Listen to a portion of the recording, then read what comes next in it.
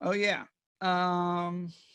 Let's see if we can find the Odell Beckham Jr. video, because Kat wants to talk about this. Oh, Hey man, D. Lou finna go to jail, y'all. Hey, hey, what about the big ugly, babe? No! okay, so Odell Beckham Jr. is a wide receiver for the Cleveland Browns. And in this video, we haven't gotten that far yet, but he's in the background in this video. I think he's in that white hoodie right behind the police officer. And this is in the LSU locker room, I guess, after the national championship game.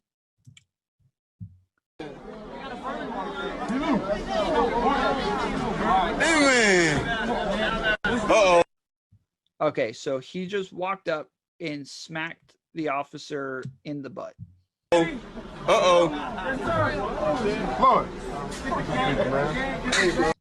Hey man, D. Lou. Okay, so he walks up, he smacks him in the butt, and then he starts laughing, and the cop doesn't arrest him. He doesn't do anything about it. The next day, there was an arrest warrant put out for Odell Beckham Jr. This is him right here. Superstar wide receiver for the Cleveland. Did I say the Cavaliers before? For the Cleveland Browns. And he is he's just hanging out in the locker room with these players when a cop walks up and starts talking to this guy sitting on the bench. Odell Beckham comes up behind him, smacks him in the butt, it looks like. And then the very next day, not in this moment, but the very next day, Odell Beckham is, there is an arrest warrant released for, there's an arrest warrant for Odell Beckham for battery. It's true, police were trying to arrest LSU player for smoking cigars in the locker room after they beat Clemson to win the national championship on Monday. Before you ask, yes, that's Odell Beckham Jr. giving the cop a love tap. Okay. However, he might not end up being, did I skip something? No. However, he might not end up being in legal trouble after all. According to ESPN, the police officer he allegedly hit doesn't want to press charges. He reportedly signed an affidavit stating he's not interested in pursuing charges against the Cleveland Browns receiver. Hey, had a great ass. The cop did?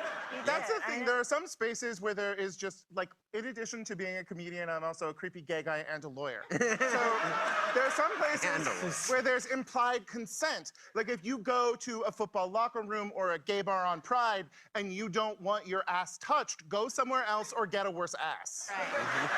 So funny. Yeah. Okay. And there is a gay bar called The Lock. It says your mic is turned off. It should be in the bottom left corner where you turn it on. Hello. Hey, there we go. Yay. That worked. I don't know why it wouldn't work. Have you been listening at all? No, not yet. I just walked into my apartment. Okay. So we're live on a couple places. I think I'm live on Facebook too. I can't remember if I added that one yet. Yeah, I added that one. But we were looking on Twitter, going through, and I was trying to find like an article on something on Odell Beckham Jr. and what the entire situation was, but it's actually worse than what I thought it was. Okay. As far as I understand, I mean, you don't really care about the situation, but I'm going to go ahead and explain what I just read in the article anyways. Apparently they were at the LSU game after LSU had just played in the college football championship, and then a player was smoking a cigar in the locker room, and the cop. You watched the video, right? No, I didn't end up watching the video. I just, from what I Oh. read. Okay, you didn't even watch the video. Okay, so yeah, so in the video, a player smoking a cigar, apparently the cops come to arrest him for smoking a cigar. And when the cop walked over and bent over, I guess, to pick something up, Odell Beckham walks by, who's a big NFL superstar wide receiver for the Cleveland Browns, just happened to be in their locker room for some reason. He's not a player on their team. This is a college football team. He's just in there in street clothes, walks by, smacks the cop on the butt, and the cop stands up and says something to him and walks off. Now, the cop has put out a statement since saying that he does not wish to press charges. He has really no issue with it. And that's about as far as I got into the article before I started having issues with it not letting people call in. Gotcha. Eric tried calling in, I think, last week, and it wouldn't let him call in either. And I just thought he was screwing up the whole time. Like, Eric, come on, man. Just like you're do doing it. it wrong. Yes. I'm like, dude, bro, just dial the number and then put in the meeting ID. Like, this isn't hard. My freaking dad is like, he can barely use a phone or a computer, and he's called in numerous times. Like, come on. But Well, so yeah, as far as I understand, your stance is that like it doesn't really matter what the situation was. Like you shouldn't be smacking people's butts, right? no, absolutely not. I just think you need consent. And as far as you made a comment about, well, it's like high-fiving people, like in a locker room. But again, like high-fiving, like you need consent from another person when you high five. When you're like, if somebody touched me in the butt, I mean, I would not press charges necessarily, but my reaction would not be good. Yeah. So especially if you're in law enforcement and somebody does that. Yeah. Yeah. This is kind of like a thing that I try to think about a lot and kind of explore is like at what point, and I know this is like varies from person to person, but there are legal implications or legal issues that come with this. And I always wonder, like, at what point does touching really become bad? Like, okay, so you saw the conversation earlier where we're talking about whether or not breastfeeding should be a public thing, right? Right. And most people are making the argument that breasts are over sexualized, and therefore like there really shouldn't be any issue with it. Like I'd go the opposite direction. I'd be like, you know what, dudes probably shouldn't have their shirts off either in public, like one way or the other, whether it's men or women. Like I think that neither one should have their shirts off in public. But I the thing is that like normally when it becomes sexual harassment for something is when it is a body part that is over sexualized. So I walk up, I put my hand on a woman's shoulder. No one in hell is charging me with freaking sexual harassment, right? Like even if I just come to get her attention and I tap her on the shoulder, like that will never happen because a shoulder is not hypersexualized. And so it starts to make me wonder, like, okay, well, if we really did like get rid of the sexualization of breasts, then would that be one of those things where you could just come over and tap a woman on her breasts and now it's not sexual harassment anymore? Like, how far could we actually take that?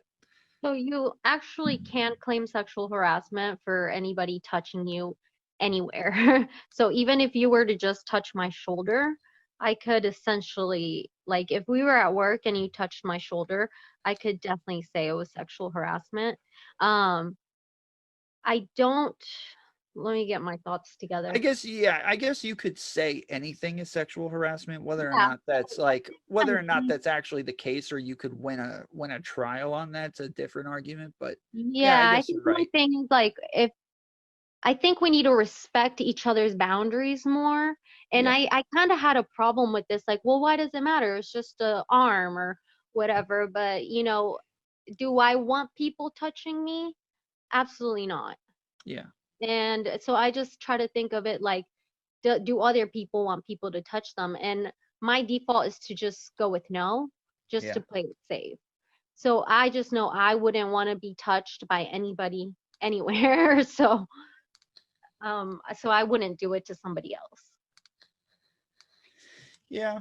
I don't know. I mean, I guess I understand that some people just don't want to be touched. Like I'm completely different. Like I remember in high school, like it was common girls would just come up and like pinch my butt, right? Like, and I Yeah, would never do that to a girl, not because they were women, not because I thought I would get in trouble for it. I would just, I out of guess I respect. just didn't.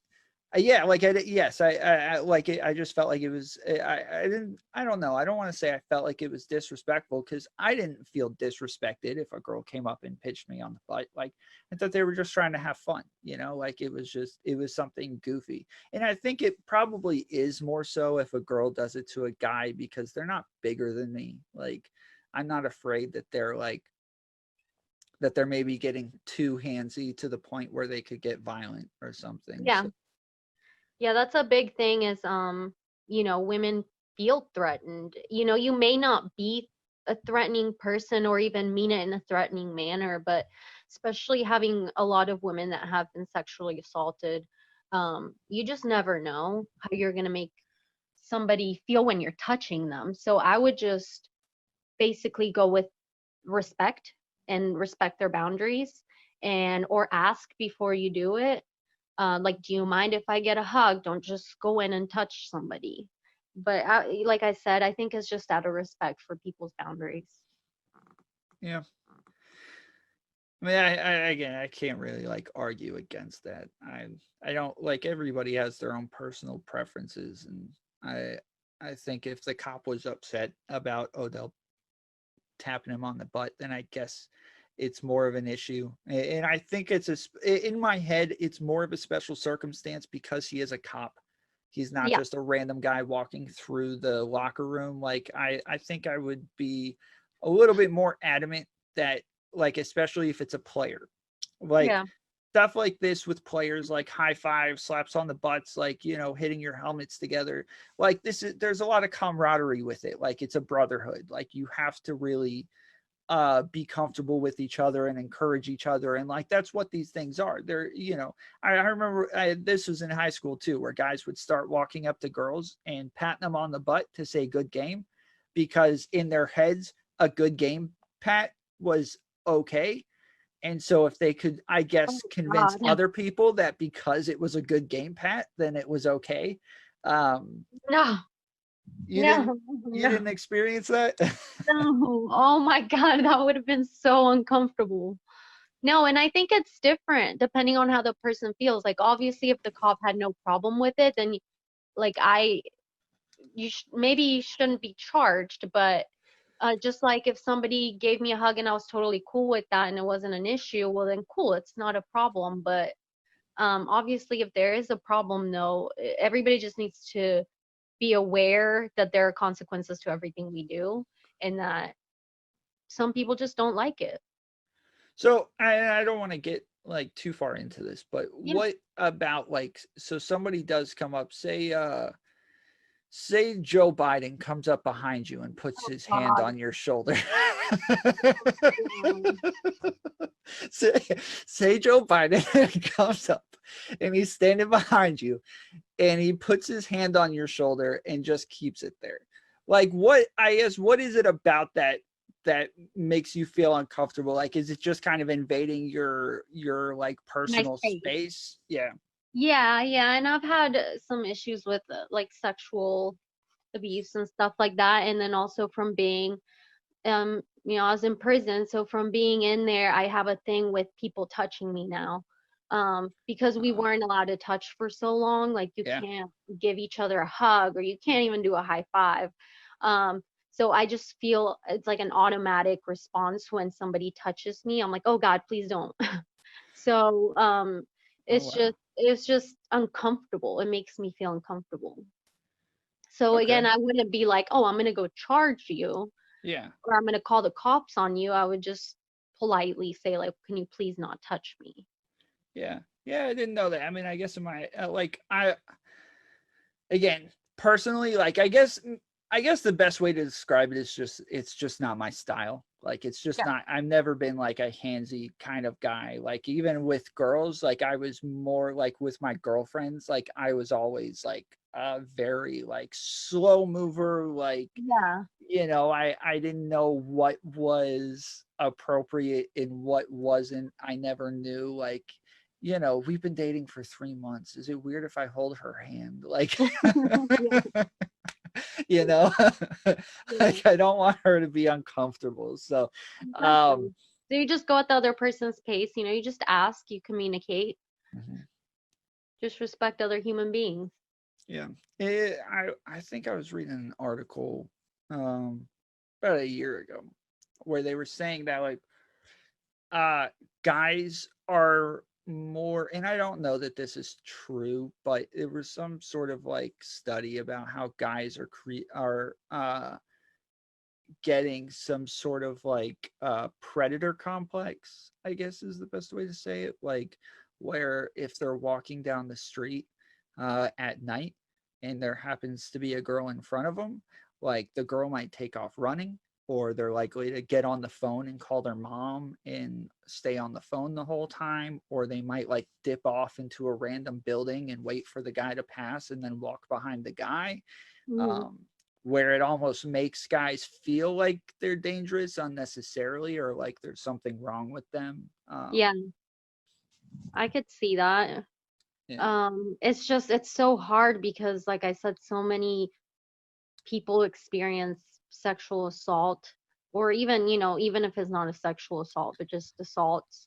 And so you do have to be careful, and it sucks about that line of like, I guess, can you be too careful? Yeah.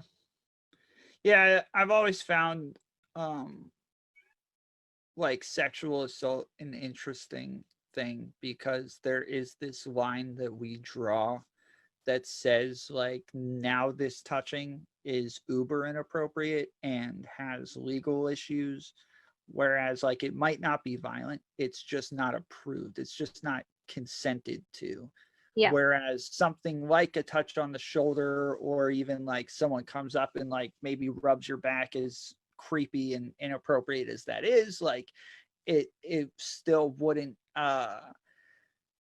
I guess go the length for something that's that someone should be arrested for or go to prison for. But once we consider something like a sexual assault or even like in the realm of rape or something, like there is this line that we draw in there that makes it so much Much different. Like worse, right?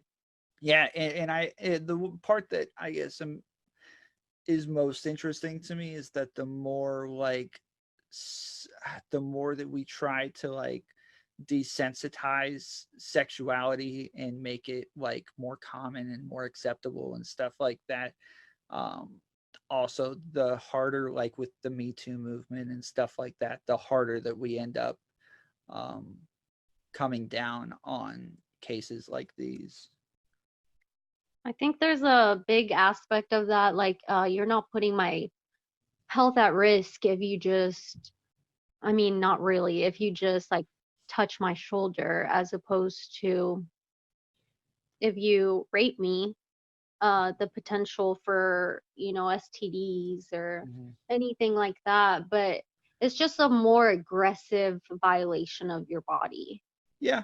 I well, and that's I was having this conversation with somebody once before, and I don't know like how far you could possibly take it, but like there is no less punishment if you were wearing a condom, if you were gentle and the woman, Yeah. you weren't violent, but she just kind of said no and didn't like push you off, but would just kept saying no over and over. Like the violence taken out of it, the STDs taken out of it, the chances at getting pregnant or anything else, like all of this stuff taken out of it, it still never changes the circumstance. And so I think like there are ways for us to change, like, I guess, why it's so bad in our heads. But I think like sex and sexual acts really are different. Like there is a line for us that makes these things so much different from everything else. I Yeah. don't think it's programming. I don't think that it's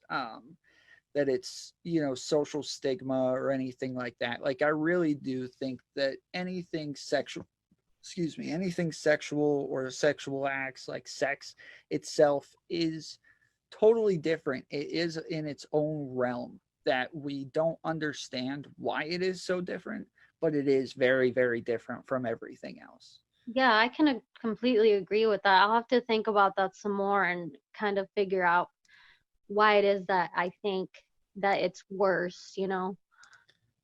I don't know that I could articulate exactly why right now without having thought about it, but that's very interesting. Yeah. Well, and those are the cases that I find most interesting, are the ones that we probably have the most trouble articulating. I know that you heard this on the panel episode the other day, but Mhm. most people have trouble articulating why they don't murder somebody, right? Yeah. And that's a strong one for me. Like as a Christian, if I'm making a conservative argument or something like that, as you know, maybe the listeners don't know, but as you know, I always make an argument on a secular level. And Mhm. I would normally turn to, like, if they're trying to say like something I'm doing is immoral or something like that, then I try to get them to explain their morals. And I'm normally going to go in and say, so why don't you murder somebody? Explain to me on your in your moral compass, you know, why is murder bad? And normally that's where they get really defensive and upset and act like I'm an idiot because, or You're having they, that. yeah, or they, yeah, they try to turn it around on me, and they're like, oh, you don't know why we don't murder people? And I'm like, no, I know, but I'm asking you why you don't. And they're like, well, you tell me first. And I'm like, Yeah, no. It's I think it's very, I really like Sam Harris's, we were talking about this, Sam Harris's secular morality arguments. Um was basically talking about not that there's like an intrinsic moral right or wrong, but just that if we can think of a goal and we can all agree that well-being is the goal, that we can derive moral standards from that pretty easily. I mean, at the end of the day, what the definition of something being moral, I would, you know, there's not like an exact definition. it's Um, normally I normally when I start talking about morals with somebody, I normally begin by saying, look, if we can agree that morals are the way you differentiate between good and bad, uh, you know, evil and just, like things like that, then now we can have this conversation about what our morals are. And I yeah, think most, but define good. And well, that's why this is so hard. Is you like, would you say something positive? maybe. So normally when people get into the like philosophical debate over what good is, even if they end up defining it uh, pretty well and something that they can agree on, normally then they say, well, how do we know this if we can't define truth? And then they try Absolutely. to define truth. And I, again, like in this case, yes, if I'm talking about something like this, yeah, normally I will then end up with, what do you call it? It's not preconceived. What is it? Pre- Presupposition. presuppositional. Yes. Hmm. Where my presupposition is that a God exists and that he did have a hand in writing the Bible, and therefore, like I presuppose that that a God decides what truth is and what good and evil is, and that he has relayed this information to me already in a book. Yeah, no, that's true. I mean, I don't know that you can get around that because you are presupposing that he is the righteous moral giver. Like he could be giving you a moral standard, and like, how do you know that it is good if you don't know how to differentiate between good and bad? Yeah. Yep. Yeah. And so have you heard the Sam Harris and Jordan Peterson discussion? Yeah. Yeah, They there was like 4 of them. well, their very first one. Did you hear that one? I'm not sure. You would know if you heard it. So their communities kept telling everybody like, hey, you've got to talk to this other guy. Like this would be a great conversation. The two of you have to talk to each other. And eventually Sam Harris and Jordan Peterson get on together. And like 5 minutes in, they say, okay, so real quick, let's just define things real quick. So how are you going to define truth? And Jordan Peterson defines truth as whatever is convenient for us to believe is true. What? Yes, that was his definition. And so they end up on a 4-hour long argument over what is truth. And like it's two like seriously great minds when it comes to like, you know, academia and morality and things like that. Like I don't agree with everything that Jordan Peterson says or Sam Harris for that matter, but like it is so interesting to listen to these two guys talk for 4 hours arguing over what truth is. And it just threw Sam Harris for such a loop to hear Jordan Peterson say that. And he's like, well, we can't discuss anything else until we agree on what truth is. On terms. Yes. So they end up just going and going and going. And the two of them, when they come back to it and they're like, well, that was the ugliest conversation I've ever had in my life. Like it wasn't because they were at each other's throats. They were a little frustrated with the other one because each one felt like the other wasn't like going to give any or Yeah. but yes, they both look back at that conversation and think it was the worst thing ever. But for listeners and viewers, like it was really like kind of an experience to listen to those two. Is that on YouTube as 4 different parts? Because I've seen one that's 4 different parts. Yeah, maybe. It was very long. Well, do you agree with his definition of truth? I have trouble. So lots of times, like I really want to like when I was kind of trying to discover like how I felt about religion and or atheism. I didn't really like take these sorts of questions into consideration. And so now I try to go back in my head and think, how would I feel about this if I was an atheist? And as far as morality, I do think that I would just abide by a societal standard. Like I think that would be, you know, I don't do this to people because I don't want them to do it to me. Like just pretty simple stuff like that. But as far as truth, I don't know that I don't know. I think that Jordan Peterson's answer is kind of correct. Like if we don't if we can't prove our presuppositions, then we do have to assume that truth is whatever is most convenient to us or whatever we want it to be. Like we make truth what we believe it is. So is that really true? I mean, would that really be a true thing? Which is what I'm having issues with. I mean, if it's just something that's convenient, is it true in the way that we colloquially define true? Like something correct? Yeah, I mean, I think if you want to like simplify it and just say like, oh, you know, like that it's correct, like sure, but they're trying to go a step farther and say, well, what does correct mean then? Like, you know, any synonym you can find for this. Like we're trying to really dig deep into it and give like a full definition of this word.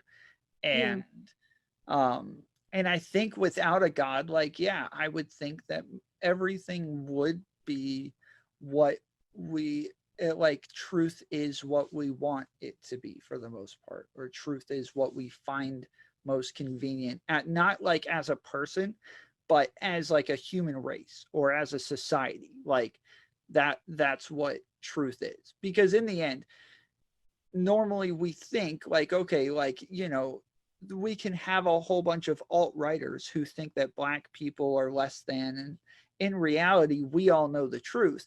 But if all they ever do is interact with other alt-righters, then is it really, I don't know, I guess it's hard to explain, but is it really true that they're wrong? Because to them, there's no doubt that they're right and that we're wrong.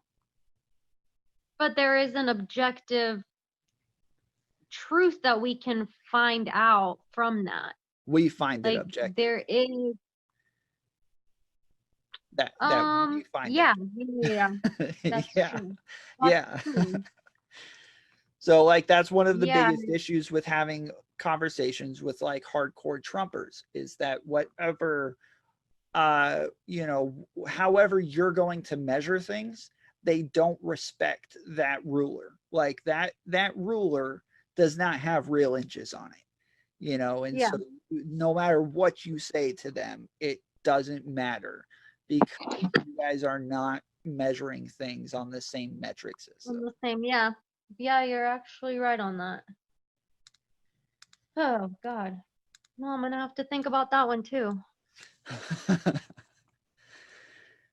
Yeah. Going back to breastfeeding, so what did you end up as far as your conclusion on it? Oh, Still I feel don't the same way? I don't know. I mean, I so I had somebody in the end trying to tell me that, like, what the way I understood it is she's pretty much saying like, look, I took philosophy classes, I know what I'm talking about. You're just making a slippery slope argument, and the things that you're trying to compare to breasts are not the same.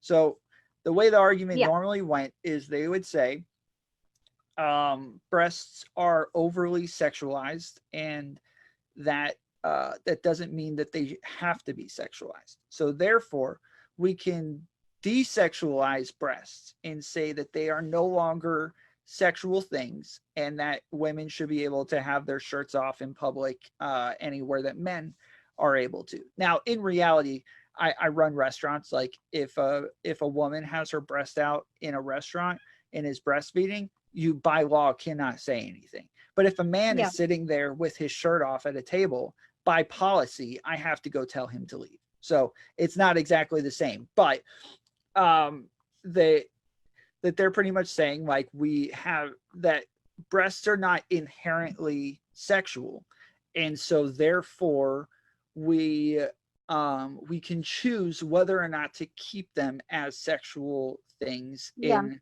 our society. And so I'd say, okay, so why would we do that? And they'd say, well, they have other uses. There's other reasons for breasts. They have utility to them, like feeding a child. And I said, okay, so fair enough. I believe that penises have other utility to them. They're not inherently sexual. Like what?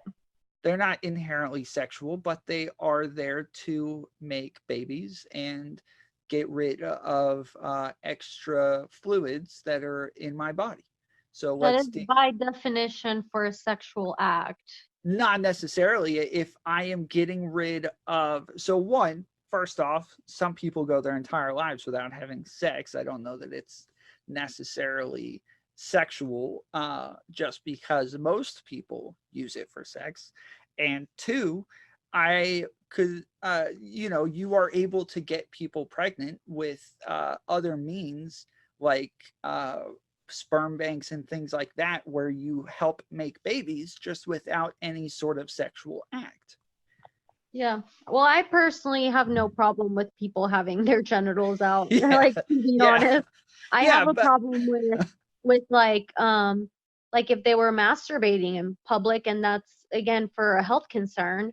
I mean, again, if you have an STD of any kind, there's fluids involved, so that's different. Yeah. But so most people, so this girl eventually told me that I could not make the same argument for penises that they were making for breasts. She said that I could not explain why the two were comparable. And I was like, what do you mean? Like, how do I explain it? Like, they're both body parts, or they're both body parts that are deemed sexual body parts in society today. Like, how else should I explain this? I'm not understanding why you don't think they're comparable. And that was as far as most people went, because most people, once we got to the penis part, either conceded or they disappeared and stopped, going down the line with me. And I think that if people just said, hey, look, we want to pick and choose what is sexual and what's not, and for convenience, we want to try to make this desexualized body part, I think that would probably be their best argument, was not because it's not inherently a sexual body part that we should desensitize our society to it. I don't think that's the argument. I think it is. You think breasts are inherently a sexual organ? Say that again? Do you think breasts are inherently sexual organs? No, I don't. My point is that there isn't a body part that is inherently a sexual organ. Well, like vaginas and penises are specifically for sexual acts. Like that is their biological purpose. I guess you could argue that their shape is is inherently sexual, but to say that they don't do anything else besides sex, it would be incorrect. They have other utility besides sex, right? Yeah, that's true. And so that's I think, and again, they're like, go ahead. I think you could take the same argument all the way to butts as well. To say a buttocks, why not let it hang out of people's pants and jeans? And I think most people, once you start saying like, hey, your argument applies to penises, you okay with penises swinging around while you're walking down the street? Like they were immediately uncomfortable and wrong, or like felt like they couldn't make that argument anymore because they realized that they were also arguing for penises. Yeah, no, I'm totally cool with that. As long as you're not committing a sexual act. Yeah. But so I think that's pretty consistent. I'm totally fine with if you want to have your butt out. I'm totally fine if you want to have your penis out. How weird would that be, having like guys walking down the road, like not just with their penis out, but like they see a girl and then they get hard and they're just walking down the street and everybody can see, like, that would be really weird, which is why I don't think that like the majority of men would be like, oh, I can totally have my penis out now. Yeah. I mean,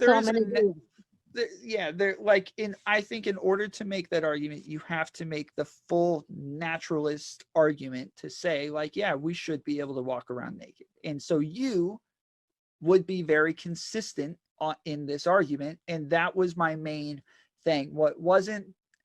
It wasn't that I have like a passion for stopping women from breastfeeding. Like this isn't something that I'm super passionate about or upset about or that I care about in any way. I thought that it would be fun to explore how consistent people's arguments could be on this case. And I was very like transparent with that. I told everybody, I was like, look, because I felt like some people were getting upset or felt like I was attacking women or something. And so I was like very transparent, just saying like, hey, look, I don't really care about this. Like, I don't care one way or the other.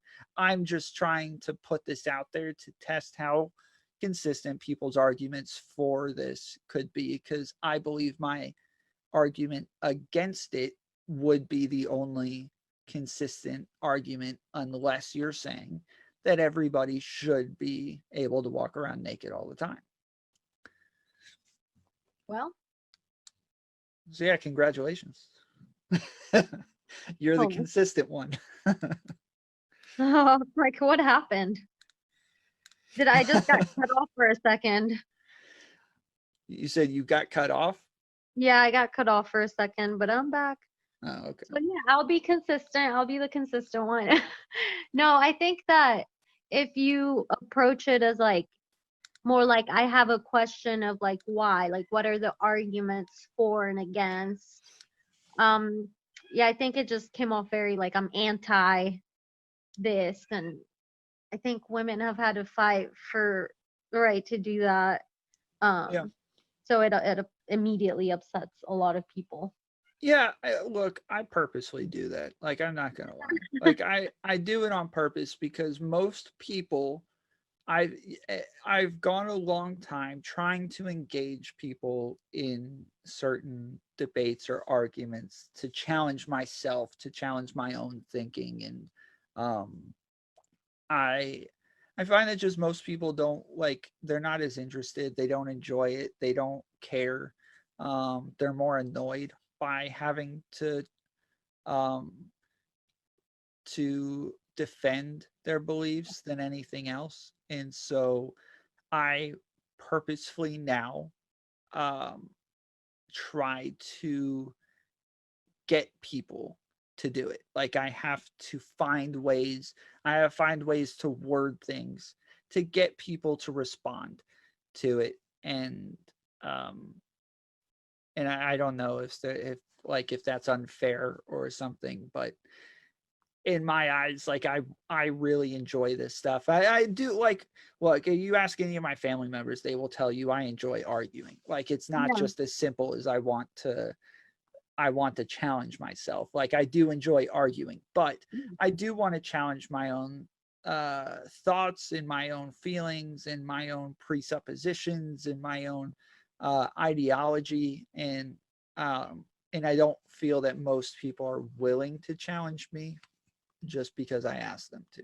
Yeah, no, I think most people don't even know exactly why they hold the beliefs that they hold Yeah. with anything, you know? So it's like you go to ask them, well, like, why do you believe this? And I don't think the majority of people could give you consistent arguments as to why. Yeah. So I think it's good to challenge people. I think it's great. Yeah. I mean, I think a lot of the times, like you and I are on the same page where you see I post something, and for the most part, you know exactly what I'm doing. Like Yeah. with the incest argument, Oh yeah, I was just about to bring that up. yeah, like for the most part, I want to put something out there that is like provocative. But then, like the incest one was really frustrating to me because most people, a lot of, not most, but a lot of people then were like, well, if we really think, because I worded it as morally, Yeah. because I couldn't think of another way to word it as to say, like, do you think this is good or bad? Like, I guess I could have said, like, is this socially acceptable? But, or should it be legal or illegal? Probably would have been my best route. But I worded it as, do you think it's moral, amoral, immoral? Like, and lots of people then wanted to break down like, well, what are our presuppositions and what is morality and what, and Right. I'm like, dude, I'm not interested in this. Like, I'm sorry. Like, I just, whatever your morality is, answer the question. Like, and they were kind of, there were numerous people who were offended by that. They were turned off by the fact that I wasn't willing to go down the line with them. There was an end that I was trying to get to with everyone. I knew what their first couple arguments were going to be. And when they didn't start with those, I was frustrated. They were frustrated. It didn't go exactly the way I had planned with everyone. But lots of people, I think, understood the point by the end of it. And Yeah. lots of them just didn't care. No, I don't think I ended up getting what you actually thought, like personally about that. Like, do you think it should be legal or illegal? Yeah. So this kind of pertains to what I was saying earlier. Um, I do think that there is something special about sex. And so, like, lots of things, I think that, like, the Bible explains it in such a time to where, like, they couldn't have really known any better. And then now it all kind of comes to fruition to where, like, we understand, like, oh, wow, maybe this actually, like, is best for mankind if we live this way. So, like, most social, um, conservative to be socially conservative, I don't think I can always empirically defend it. But Right. in the end, I just think it's what's best for society, or it's just a society that I would rather live in. And Right. so something like incest, I would say, like, there is something special about sex. There is something that is meant for you and one other person to enjoy. And it's not uh it's not, I guess, easy to like explain outside of that. Like for me, like I do think that just sex is something that's it's not as casual as most people would believe it is.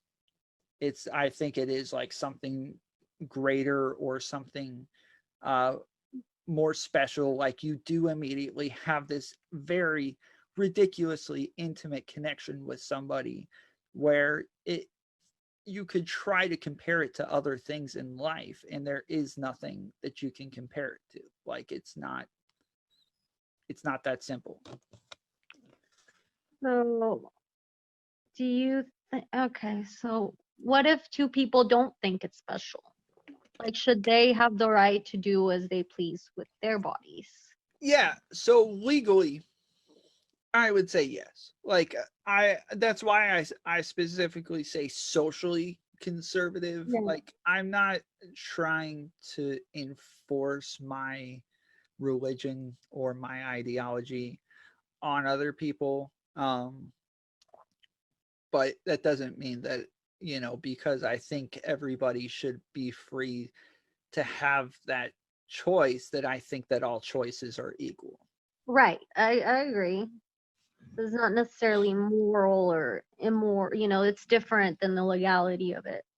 Yes, and for a while I started to think that like right wingers were making moral arguments more often than they were making legal arguments, and I it turns out I was wrong about that. Like it, I thought that it was always the lefties who were trying to make like some sort of empirical argument, and that it was the right wingers always arguing some sort of morality to something.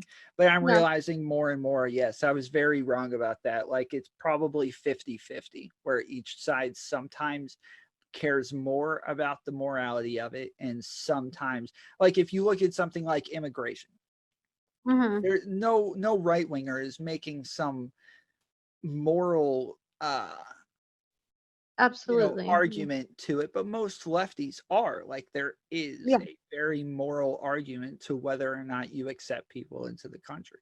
Yeah, So, absolutely. so yeah, I realized how horribly wrong I was about that, but that was something that I thought for a while. Yes, those blanket statements. I dislike them a lot. Well, I'm very interested. Did you watch the very beginning of the, yeah, I guess you did, because I guess that's the part where we got into morality. I'm very interested in what like fundamental beliefs make people branch out into all of their other beliefs. Like what starting point do they have? What fundamental belief do they start with that almost every other belief kind of comes from? And I I'm super interested in that. And so when I started thinking like, well, maybe right wingers really are just like all about defending their religion, and therefore they're only making these moral arguments that don't really apply to everybody else. But I was definitely wrong about that. It was just an assumption I was making, trying to figure something out that that wasn't as simple as Yeah. I made it. But you saw where we did kind of get into like what the differences were between progressives and liberals and conservatives and Yeah. libertarians and stuff like that. What did you think about that? Repeat again what you said about progressives, because I think I disagreed with a couple things. Yeah, so for Like, the most part, I was saying, like, I know that in most places like left and right differs, depending on, so like most people would say you're on the left if you're a socialist or a communist, and you're on the right if you're like a capitalist. And then in other Yeah. places it's depends on like whether or not you're a fascist or a totalitarian. um but I Yeah. think in the US it's more based on whether or not you value liberty as the highest thing, which would put you on the right. And then on the left it would be equality as the most important thing. And so for most everybody else, they find something that like their rights come from. And for progressives, I don't believe that they really think that there are rights outside of what the government gives them. But the government gives them what what the people decide is necessary through a democratic system. I think that like there's progressives that believe in God, so they, believe, God-given rights type of arguments. I personally am atheist, so I don't, but like you can claim that you have a God-given right, but if I don't protect that right or can agree that that is a right, then do you really have the right? Is it really a right if I don't let you have it? Yeah, I would say that it's still a right. Like, I think that if you come and kill me, you have violated my rights. Now, even though you killed me anyways, it doesn't matter. You still kind of violated my rights, depending on whether or not I guess I deserved it, would be um, the more I mean, opinion based part. do you believe in a right to life? Yeah. And yet, if somebody breaks into your house, do you think you have a right to kill them? Yeah. Like, I think they gave up their right to life at that point. Like, So I they think no that you longer can have that right. forfeit. Yeah, no, I think that I think that there are rights that supersede other rights. So say like my right to property, or my right to protect my family, or my right to protect myself supersedes your right to life. Not because I'm so concerned about my property or my other things, but the fact that you are willing to go that far means that my life is possibly in danger. And at this point, I don't know what else you could do. If I feel like my life is now in danger, you are now forfeiting your right to life, meaning that my right to defend myself supersedes your right to. So how do you decide what is a right and what isn't a right? I mean, again, I think most of it comes from the Bible. Like, I think I can pull these things from the Bible and what God. So Yeah, do you think we have a right to liberty? yeah. So where would that be in the Bible, do you think?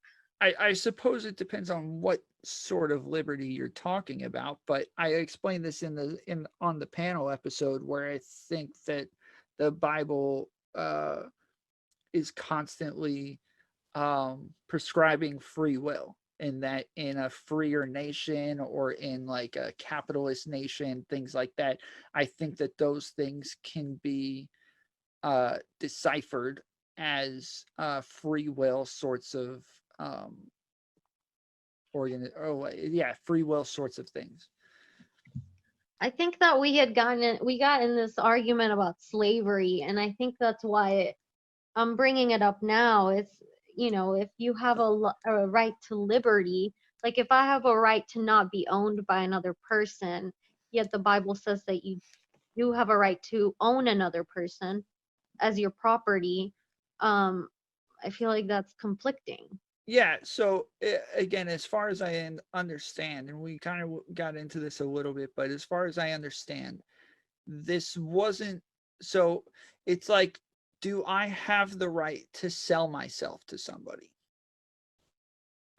That would be the next question. And what if somebody says, hey, look, I've got kids, I'm poor, I need to sell myself to you so that I can be you're Like indentured indentured servant. slavery. Yes. Right. No, I'm And talking about slavery. Like, I understand, mm, but I believe that, and it's proven like that the two words are mixed up all over the Bible because they were the exact same word in. the Yeah. yeah, I remember you talking about the word, but the context that it's speaking of, it's saying that you can enslave the foreigners around you and they can be as your property and you can pass them down to your kids as Yes. property. Yes. Again, so if I sell myself to you, you now own me. You can sell me to somebody else. Like this is if this is it, where I was going with this is if I was asked like, hey, if somebody says I've got kids, I don't have any way of making money, I don't have any real talents, but I can like clean and cook and like I can do small things around the house, like it, but there's really no other way for like, or I have trouble making money, like this is what I'd rather do. I think it would be the Christian thing to do that. Now, I also believe that people have a right to property, and you should have the right to do like we got into the. I don't know if you were there or not, but we got into whether or not you should have the right to sell your own organs and things Yeah, like yeah. that. Yeah, like I think that people have the rights to their own bodies and themselves. Um, and if that is what I choose to do, because as far as I understand, there's nothing exactly about capturing people and holding them hostage as slaves. There's even parts where it says, like, if a slave runs away, that you can't go back and chase them down. And if you find a slave that someone's slave that ran away, you cannot take them back to where they came from. So there I don't think that it's as much of like keeping them hostage as it is people choosing to sell themselves as slaves or as servants. I'm looking up a specific thing right now Yeah. because you have indentured servitude in it. Like it tells you specifically that Hebrew servants they can serve you for 6 years, but in the seventh year he shall go free. So you have indentured servitude right there. Yeah. And that's with Hebrews. Yeah. Then you have foreigners, which it says that you can enslave the foreigners around you. Hold on, let me find the exact.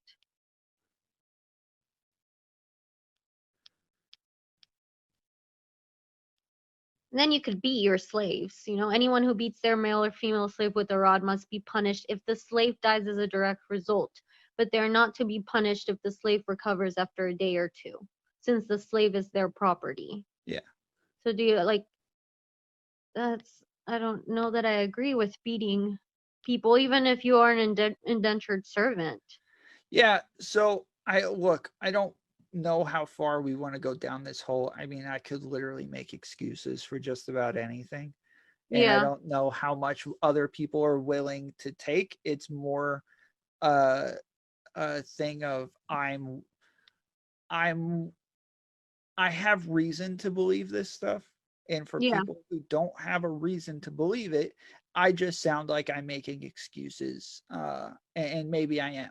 But it like in the end, it just comes down to I have reason to believe this and you don't. So I can say like, Yeah. yeah, well, possibly before I buy you, I can tell you like, hey, I have shackles that you're going to stay in. And if you don't do what you're told, I'm going to beat you and I'm going to do this. And do you still want to do this? Yes or no? Sign on the dotted line. And, and then we go from there. Like I Do you could think that that should be legal?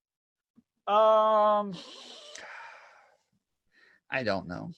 I don't know. I mean, if we want to say that, hey, like you should be able to beat somebody and get very like violent or something as a kink sexually, that Mm-hmm. that or you can get into a boxing ring and say that this is okay for this other guy to punch me in the face and possibly kill me, or you can get onto a football field or whatever. Like, we can go on down the line.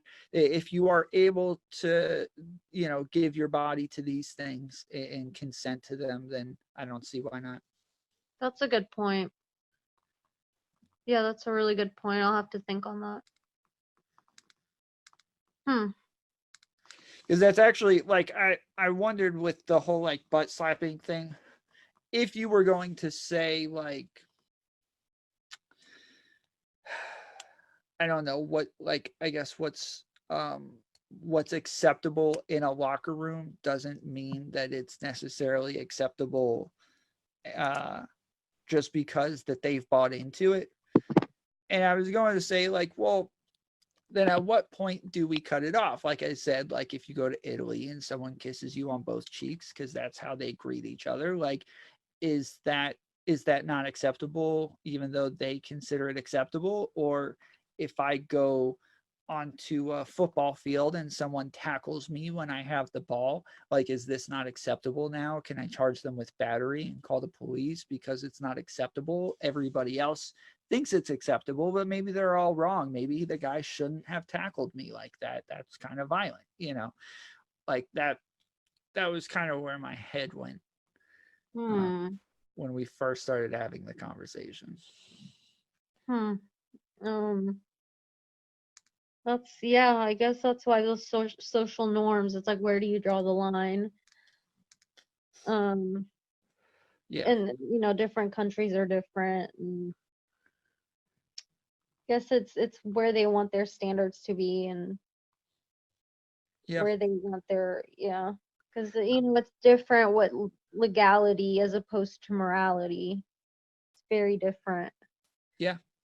And I social norms are just uber interesting to me. Like, it's really great to figure out, like, I guess, what things we have kind of built up as memes and what is actually inherent to being a human.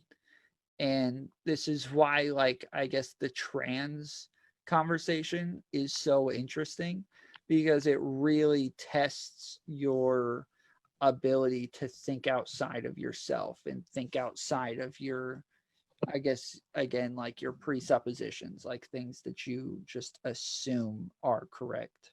Right. And I guess maybe you can help me with this one when it comes to, like, children being able to transition, or even like pushing. So, like, somebody sent me yesterday uh an article about these new dolls that are being given out to kids at schools to try to, like, make trans things seem more socially normal to them. But the dolls they look like they're wearing a women's dress with women's underwear with a very big bulge in the underwear, and like an actual detailed penis if you remove the underwear. And How old are the kids?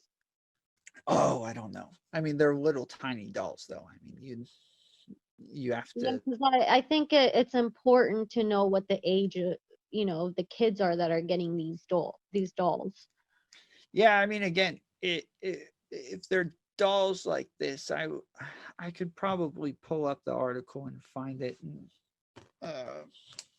I'll send it to you so you and I are looking at the same thing. I will say, as far as kids transitioning, so there's like the different types of transitioning where you transition with surgery and then without surgery. So, like, I could just cut my hair, start dressing like a man, and start my transition, and then I could go later down the road and have surgery on my sexual organs. I don't think kids should be able to go through those surgeries unless I'm pretty sure they go through a pretty extensive psychological process. Yeah. evaluation. Some do. Um, And yeah, you would hope that yeah, I that think would, that as long as that's mandatory, and obviously parental consent, but I think the psychological evaluations are very important. But I think that as long as that is there, I don't see a problem. yeah. But I Yeah. wouldn't just want, think anybody should just, especially a younger kid, just out of nowhere on a whim, do it. Sure. I mean, there I don't know at what age it's acceptable. And then even once I get to that point, I start to wonder, like, well, what are acceptable ages for anything? Like, Yeah. I had this conversation. There was a Twitter thread where people were talking about how uh this guy was making the argument that um if it's something about like 16-year-old girls were now allowed to have abortions. And Yeah. so he was saying, well, if they can consent to having an abortion on their own without their parents' uh, guidance, then why are laws not allowing them to actually have sex with whoever they want? Like if they can Yeah. make decisions like this, why can't they have sex with fully grown men? And most everybody was like, oh, this guy's a freaking pervert, like he's a pedophile. That's true. Yeah, and so I said, I was like, well, seriously, like why do you think that 18 years old is the limit? And they said, obviously it's because they're like, all Western civilized countries say that 18 is the age limit because of brain development. And I was like, well, first off, that's not true. There are some countries, I believe, like in Ireland, where it's like 15, and Yeah. it's, I believe, like 16 in 16 in some Australia. places. Yeah. Yeah. And I was like, but on top of that, if you're going to say it's brain development, the brain doesn't stop developing until about the age Not later. 25. Yeah, Yeah. absolutely. Yeah. So It's if just that's the argument we're arbitrary. making, yeah, then we need to raise the age. I agree. I mean, I dislike the whole arbitrary, like, oh, it's your birthday now, and somehow you're a completely different person who can make responsible choices. Yep. And that's just not true. Yep. I mean, truly, I was not making responsible choices for No, much longer after 18. no, absolutely. Yeah. It took a while. But you also look back and there are, uh, much farther back, there were times when people were getting married at like 12 years old and moving out and working and having, they live their own lives, and like it's more on an individual basis. And I guess 18 is like our best guess average for this. Yeah, Yeah. yeah, that's true. But then I think it should be kind of just you're allowed to do like I don't think it should be like, oh, well, you can drink at 21 and now smoke at 21, but you can join the military at 18 and you can get loans at 18. And I mean, that just doesn't make any sense to me. Like, if you're gonna say 18 is the age, then why is that not the age for all these other things? Yeah. Well, I think if we go back to like the rights argument, um, I would say that people who are Christians and are advocating on a progressive level are normally probably going to be inconsistent at best, because they I believe that you would have to normally decipher a lot of these rights from the Bible, but progressives would disagree that some things that we would call rights are actually rights, and that all they have to do is change the law, and it's no longer a right anymore. Yeah, Um, and so stuff like the age limit of 21, like there are things about this where I don't know that I would ever say that you have a right to drink or smoke cigarettes. Like, I think you have a right to make your own decisions, but Yeah. most progressives would say whatever is best socially is what we want to go for. So like what is it, a utilitarian uh I don't know that I agree that the majority, I think that it's just such a mixed bag. yeah. I'm not sure that they would, majority would agree with that, but Well, most laws, again, lots of laws that lots of people would consider a violation of someone's rights, progressives strongly advocate for. So like we've had this conversation, I guess, slightly before, where we said like, okay, so if we're going to say that a wealth tax is okay, then Mhm. at what point do we say this is my property, you do not have the right to take this much of my property? Or are we going to say the government is allowed to do whatever they want, they print the money, this is their land, you don't actually own anything, and if the government wants, they can take whatever they want just because we chose that, or we all decided through a democratic process that they're allowed to take whatever they want? Like, at what point is it too much, or is it never too much? See, and that's where I think that well-being comes in. Because if we could all agree that we'd be happy if the government took all our stuff and divided it up equally, like if we could democratically all agree and decide that that would be best and we'd be happy with that, then Yes. I see Okay. no problem with that. Okay. So you just made my point for me. But I wouldn't want that. But in a magical world where everybody could agree to that. No, I understand. I'm saying that your system of saying whatever's best for everybody does not matter to somebody who's on the right. It doesn't matter. What my rights are what matters. And Yeah, so no, if I I agree. say that my property, I have rights to own my property, and the government does not have the right to take my property, um, then that, I'm sorry, hold on one second. You're Okay. fine.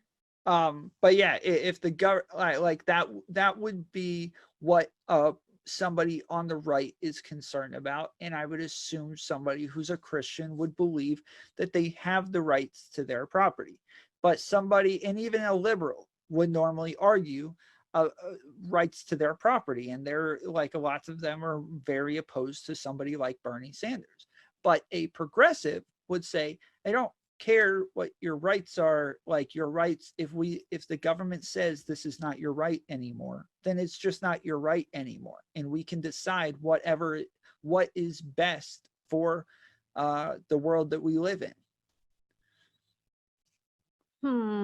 And so like that kind of encompasses, that little conversation right there kind of encompasses my entire point, that where most of the time I feel like conservatives and progressives argue past each other because Yeah. neither one of them is actually having a conversation on the same level, because Yeah, their yeah, priorities are not nearly the same. that's true. Like I'm more concerned about like if I can pay more in taxes to give everybody health care, like I would do that. Yeah, And to other people on the right, it would seem more like, well, I should have the choice of whether I want to do it or not. right, I shouldn't be made to do it. correct. So yeah, I can see that. And normally, when I say equality between the left and the right, so something like saying, hey, this person has health care, so therefore everyone should probably have health care. Like I think that both the left and the right need each other in this sense, because Hmm. without the right, we don't have a whole lot of rights anyways, because they're more concerned about fighting for their rights and keeping them. But the left is more concerned about everybody having those same rights, not just some people, but Yeah. everybody has those rights. And I don't think it's that the right doesn't care about equality, but I think that they assume equality more often when it's Yeah. not there. So they overlook equality, um, or Yeah, like it's just not the priority to them. Whereas yeah, on the left, I think that equality is normally the priority. If we have all of our rights taken away and there's only one left, that's preferable on the left to instead saying we get to keep all of our rights, but only half the people get to do it. Like yeah, the people on the left would say, no, if not only half the people get to keep their rights, I would rather we get all of our rights taken away, and therefore we're all still equal. yeah. I can agree with that. So yeah, like that's my main like idea when it comes to, I guess, where most of our fundamental disagreements come from, is that whether or not we're concerned about liberty, right, or yeah, liberty or equality, and then where our rights come from or what we think rights are. Like that's what I think separates every single group on a fundamental level. And Yeah. that's why I would say, and I wouldn't say it, I wouldn't demonize somebody for this, but I would say that progressive Christians are probably fairly inconsistent on a lot of things. You think so? I don't know any, but I sure mean, I there know are that there's, some.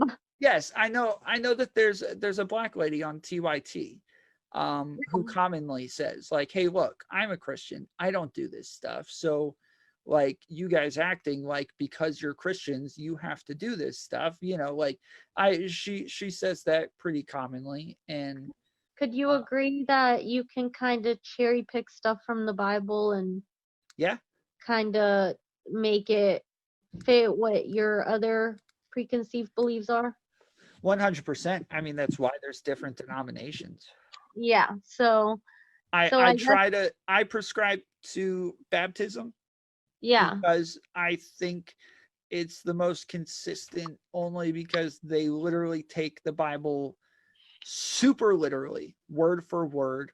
And I've told you this before, like in order to be a Baptist pastor, you have to go to seminary first, where Yeah. you learn like every translation of the Yeah. Bible and what it all means. And then if you go to a Baptist service and you sit in the church and listen to them speak, they are translating almost every other word to make sure that you understand the most literal translation of what it was they were trying to say. Yeah, I will give that to people that are fundamentalists. It's like you are the most consistent if you take it word for word, literally. Yeah. So I can agree. I'd Yep. rather speak to somebody who takes it all literally than speak to somebody who cherry picks different parts of it, you know? Yeah, and this is we've talked about this a little bit as well, but this is like my probably one of my major issues with Catholicism Yeah, is they pick and choose what's a parable and what's not. And yeah, like I even had one person at a Catholic church tell me that Adam and Eve weren't real people. It was just a parable to describe right. why we sin. And I was like, what? Really? Yeah, Like y'all that y'all believe that? Like where are the clues to that that one is a tell you? parable, and Yes. I wonder that all the time when I speak to people and they tell me like, "Well, that's not literal." And I'm like, "How do you know? Yeah. How do you know that it's not literal?" Yep. Doesn't make any sense. Yep. Well, I I appreciate you coming on. I'm getting Of tired course, now. I yeah, thought me too. I thought Rose was going to be here eventually. Normally we do streaming Saturdays together, but this was a really interesting conversation. Like I've told you a bunch of times, I've wanted like my show to be more casual, to where I can just sit and talk to people Yeah, and just have like, I guess, like a more casual conversation. And that's why I started streaming Saturdays, so that I can have like a very uh casual, just like non-professional setting where I can go and search stuff and look through. Like I think one day all I literally did the whole time was scroll through like my Twitter feed, reading yeah, what different people were saying and responding to it. Or like I took I took a political spectrum test, or Yeah. just like doing random stuff. I want my dream. If you ever watch like Twitch or something like that, there's all sorts of like political streamers on Twitch where they're very like interactive with their chat. And the Yeah. entire time their chat is sending them videos and sending them like Yeah. articles and saying, hey, like, let's talk about this. And they'll start talking about it and their chat will respond to what they're saying. Like, that's my main idea. I have trouble like building a community from scratch. Like, it's really Yeah, hard. I've been doing absolutely. this for a year and I think I'm at like 42 subscribers on YouTube. Yeah, Like, it's really hard. It is. yeah. I mean, without a bunch of money for advertising or something like that, Yeah. it's really hard for me to pull people in. And so the only place where I actually have a community of people that I can talk to is normally on Facebook. So I do the live streaming on Facebook for that reason, hoping.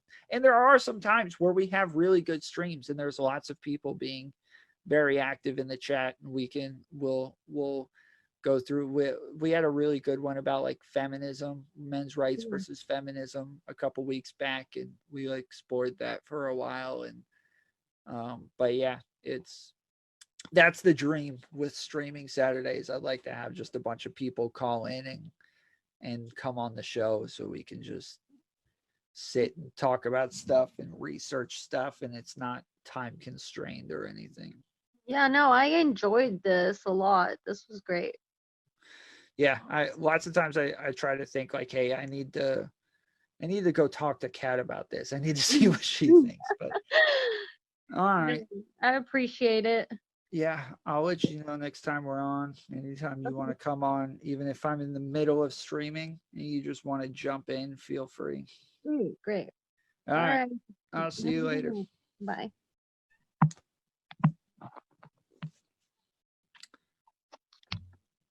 See you guys next Saturday.